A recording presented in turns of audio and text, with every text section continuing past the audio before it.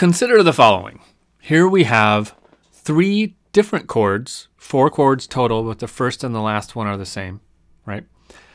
3 different chords in the key of C major. Okay, we have one that's with the root on C, we have one with the root on G, one with the root on F, and then another one with the root on C. Okay, so these are all in C major. So we could calculate this, right? We could figure out if this was a major or a minor chord, and if this was a major or a minor chord. In fact, let's do it. So how we would do it is we would count up the scale from the root of this chord to the root of that chord. So let's do it. C, the next note would be D, the next note would be E, so that'd be the 3rd note, the 4th note would be F, and then the 5th note would be G. So that is a chord built on the 5th scale degree. Next, to figure out if that's a major or minor chord, we would apply our pattern of the diatonic chord progression. So remember, it goes major, minor, minor, major, major. The 5th one is major. And this is built on the 5th scale degree, so this must be a major chord. Okay, let's do it for this one. So first thing we're going to do is we're going to figure out what note of the scale the root of this chord is. It's an F, so we're going to count up. We're in the key of C, so we're going to count up from C to F. So C, D, E, F. It is the 4th scale degree. So this is a chord built on the 4th scale degree. So now we're going to apply our pattern of the diatonic chord progression pattern. And that goes major, minor, minor, major is the 4th one. So the 4th one is major. So this must also be a major chord. So I have a bunch of major chords here. I have a C major chord, a G major chord, an F major chord, and another C major chord. Cool. Now, what I want to talk about here is inversions. Now that we know that these are major or minor, let's just hear this, and then I'm going to show you how to make it sound a little cooler. So here it is.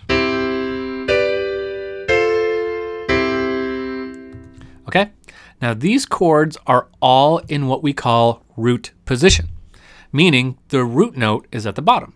That's root position. They don't have to be in root position though. You see that when we have a series of chords that are in root position and they're all stacked perfectly in their thirds and they look like perfect chords, which is great, they can sound a little jumpy. Like listen between these first 2, it sounds like the chord goes from here and then it jumps up high and then it falls down and then it falls down. So it would be nicer if there was a little bit more elegant motion in between the chords. It would sound like how music usually sounds because people are usually using inversions. So let me play that for you again and think about the jerkiness of this jumping from here to here and then falling down.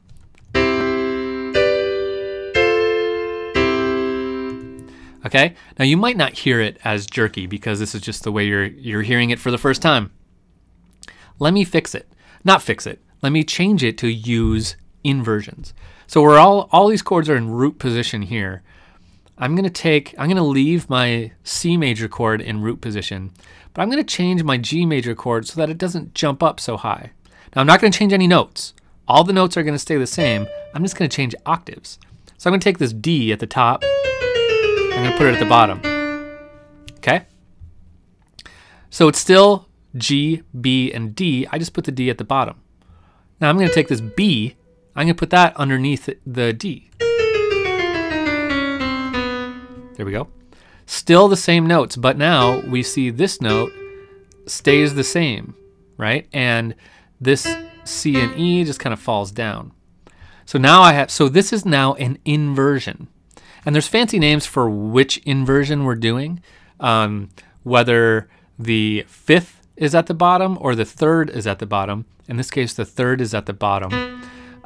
So it has a name. We'll talk more about those later. I just want to get the idea of inversions into your head before we get locked onto like the fancy names for stuff. So this is now inverted. So we don't see the perfect stacking in thirds, because if we did, this would be G, D, and then there would be an F here. Right now it's stacked in thirds, but that's the wrong chord. This is the chord we actually want. So it doesn't look like it's stacked in thirds, but it is, right? The octaves are just shuffled a little bit to make it sound a little smoother. Let's fix this one now. Let's take this C and move it to the bottom. Okay, so that makes a nice little motion. Let's try moving the A to the bottom also. Okay, now there's a lot less motion between these three chords. So let's hear them now.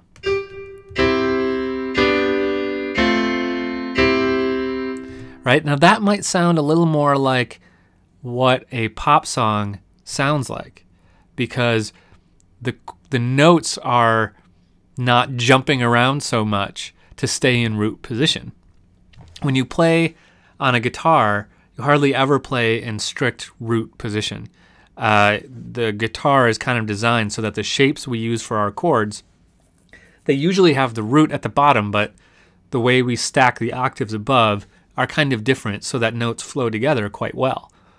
So these are called inversions, the way I've changed these so that the root note is not necessarily at the bottom. These are in root position. These two are not. And that the reason we would do that is just because it sounds better. It's still the same chord. We still call this one a G major.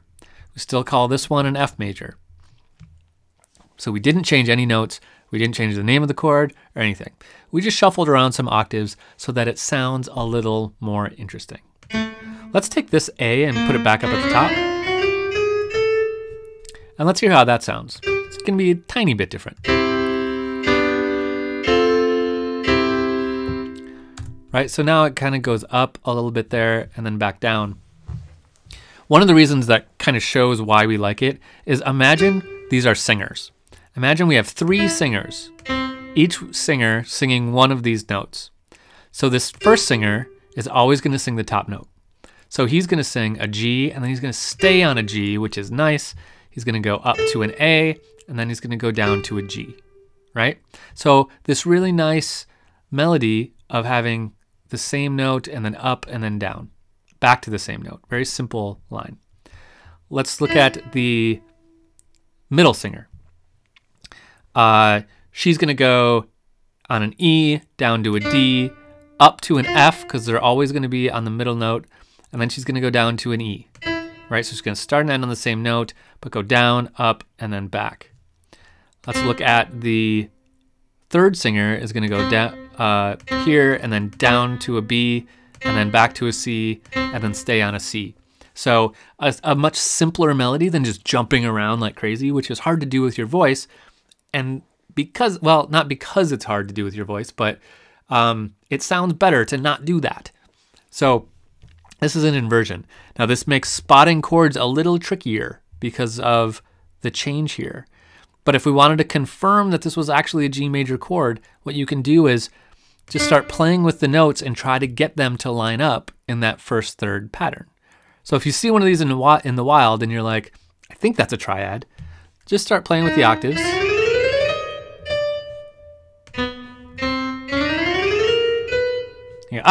There it is. Somehow you're going to be able to get that back into a first, third, fifth pattern if it is in fact a triad. Okay, this will be important when we look at that piece that we were looking at earlier, this one, because we have a couple of those. There's one right there. There's another one right there. So we'll look at that again in just a second. But I have one more thing to point out for you before we do that. So let's move on to our one last thing for this unit, and then we'll re-look at that song.